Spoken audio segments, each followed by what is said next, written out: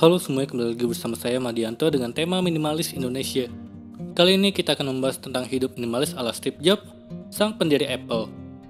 Sebagai pendiri Apple, Steve Jobs telah menghasilkan kekayaan sepanjang hidupnya. Perusahaannya ini kini bahkan menjadi perusahaan dengan nilai paling mahal di dunia. Tetapi bagi Jobs, dirinya tidak pernah bekerja untuk menjadi kaya. Aku dapat menghasilkan lebih dari $1 juta Amerika Serikat di usiaku yang ke-23. Kemudian lebih dari $10 juta aku hasilkan di usiaku yang ke-24. Dan aku dapat menghasilkan lebih dari $100 juta saat aku berusia 25 tahun. Dan itu tidak begitu penting, ujarnya dalam sebuah dokumenter di tahun 1996. Steve Jobs mendirikan Apple pada tahun 1976 saat usianya 21 tahun, dan dirinya tidak pernah melakukan itu untuk uang. Bahkan seiring dengan perjalanan karirnya, ketika Jobs berada dalam kondisi kesulitan uang, dirinya tetap teguh pada pendiriannya. Sebagai contoh, ketika terjadi volatilitas terhadap harga saham di tahun 1980-an, Jobs menghabiskan $250 juta Amerika Serikat dan dia mengatakan kepada perusahaan majalah bahwa dirinya tidak peduli.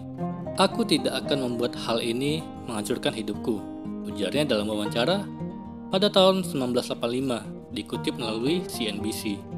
"Bukankah ini lucu? Aku menganggap uang sebagai hal yang lucu. Semua perhatian ditujukan kepada uang, karena itu bukan hal yang paling berarti yang pernah terjadi di hidupku dalam kurun waktu 10 tahun belakangan," ujar Steve Jobs. Faktanya, Jobs selalu menghindar untuk memprioritaskan kekayaan.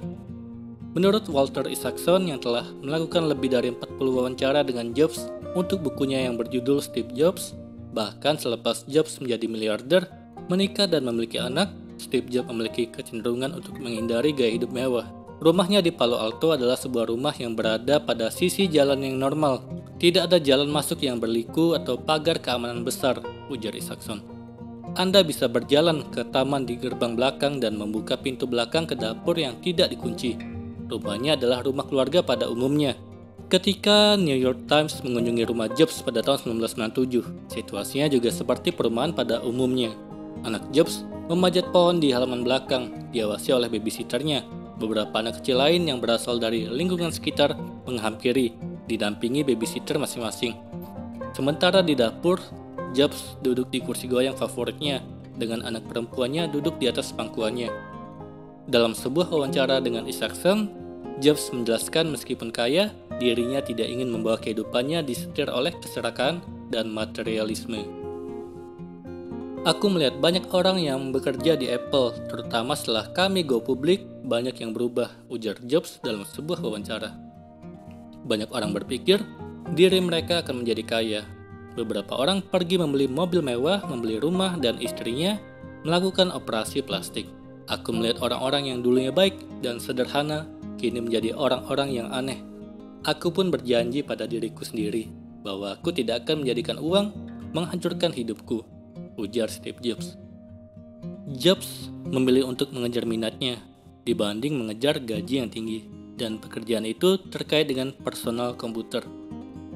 "Manusia adalah pencipta alat," kata dia. "Aku percaya dengan setiap tulang di dalam tubuhku, dengan berbagai penemuan yang dilakukan oleh manusia, komputer dapat berada di atas peradaban, seiring dengan berkembangnya sejarah," ujarnya. Untuk anak muda yang sedang memulai jenjang karirnya, Jobs berujar, "Anda harus mencari apa yang Anda sukai," ujarnya dalam sebuah pidato pada tahun 2005. "Pekerjaanmu akan menjadi bagian penting dalam hidupmu. Dan satu-satunya cara untuk benar-benar puas dengan apa yang Anda lakukan adalah dengan percaya bahwa pekerjaan Anda merupakan hal yang baik," ujar dia. "Jika Anda belum juga menemukan pekerjaan itu, maka teruslah mencari, karena perkara ini merupakan perkara hati. Anda akan mengetahuinya ketika menemukan pekerjaan itu." Kira-kira apa yang bakal terjadi jika Steve Jobs tidak dipecat dari Apple, perusahaan yang dia dirikan bersama sahabatnya Steve Wozniak? Di depan wisudawan Stanford University, Steve Jobs mengatakan pemecatan tersebut merupakan hal yang terbaik yang pernah terjadi padanya. Pemecatan itu, katanya lagi, justru telah membebaskan dirinya memasuki periode yang paling kreatif dalam hidupnya.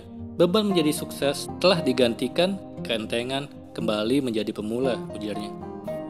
Pada periode tersebut, Jobs berhasil membangun Next Software dan menjadikan Pixar sebagai pembuat film animasi komputer pertama di dunia lewat film Toy Story dan sekarang menjadi perusahaan animasi terbesar di dunia. Pada saat itu pula dia bertemu pasangannya yang diakui berhasil membangun keluarga yang bahagia bersama 3 orang anak.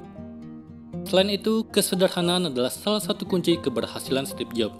Sculley mengatakan, yang menyebabkan Steve berbeda dari yang lain adalah kepercayaannya pada putusan yang paling penting dibuat adalah bukan apa yang dilakukan, melainkan apa yang diputuskan untuk dilakukan. Gaya pakaiannya yang tidak pernah berubah dengan baju casual hitam, jeans, dan sepatu olahraga adalah ciri kesederhanaan Steve Jobs. Setiap teman yang pernah berkunjung ke kediamannya mengingat kalau di rumahnya tidak ada perabotan aneh, hanya ada potret Einstein, kursi, dan kasur. Gayanya yang sederhana ini membuatnya senantiasa menuntut desain yang sempurna, minimalis, dan sangat selektif. Fokus dan sederhana diakui Jobs sebagai mantra yang dipegang untuk mengembalikan kejayaan Apple. Sederhana dapat lebih sulit dibandingkan yang kompleks. Anda harus bekerja keras untuk mendapatkan pemikiran yang jernih untuk membuatnya sederhana. Tapi pada akhirnya ini sangat berharga, karena begitu Anda berhasil, Anda dapat memindahkan gunung, ujarnya. Di akhir pidatonya di depan wisudawan, Jobs menceritakan perihal ketakutannya pada kematian. Bukan takut menghadapi kematian, tetapi takut belum melakukan apa-apa sebelum mati.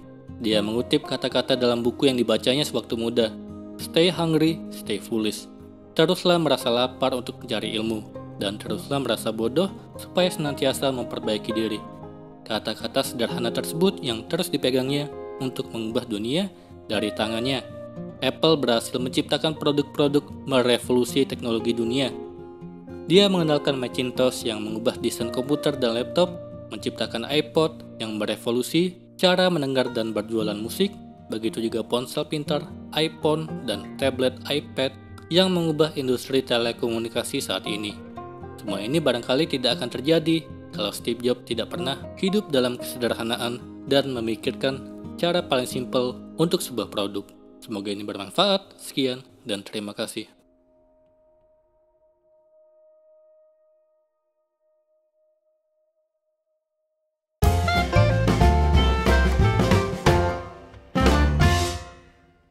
Halo semuanya, terima kasih telah menonton video ini sampai akhir. Jika kalian punya saran, silahkan tuliskan di kolom komentar video apa yang harus saya buat untuk selanjutnya. Dan jika kalian suka dengan video seperti ini, silahkan klik like. Semoga video saya bisa bermanfaat.